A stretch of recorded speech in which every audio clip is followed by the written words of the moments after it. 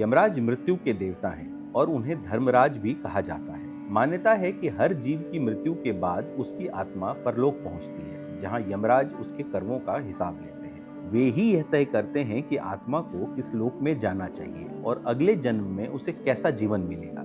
इसीलिए श्राद्ध कर्म को यमराज से सीधा जुड़ा हुआ माना गया है।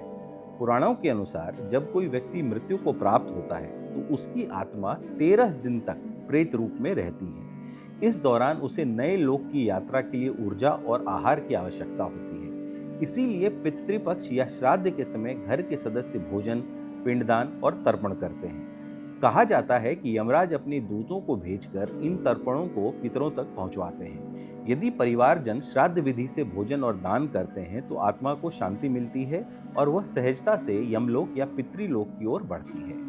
गरुड़ पुराण में यह भी उल्लेख मिलता है कि यदि श्राद्ध न किया जाए तो आत्मा को कष्ट सहना पड़ता है और वह धरती लोक पर ही भटकती रहती है। यमराज ने स्वयं मनुष्यों को यह उपदेश दिया कि श्राद्ध करना न केवल पितरों की आत्मा की तृप्ति के लिए आवश्यक है, बल्कि यह करने से जीवित परिजनों पर भी पितरों का आशीर्वाद बना रहता है।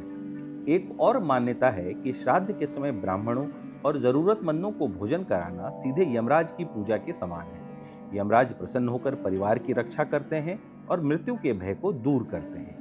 यही कारण है कि श्राद्ध को पितृ ऋण चुकाने का सबसे बड़ा अवसर माना गया है। यमराज और श्राद्ध का संबंध आत्मा की गति, पितृ तृप्ति और परिवार की मंगल कामना से है। श्राद्ध के माध्यम से मनुष्य अपने पितरों को याद करता है, उन्हें सम्मान देता है और यमराज से प्रार्थना करता है कि उनकी आत्मा को शांति और मोक्ष की प्राप्ति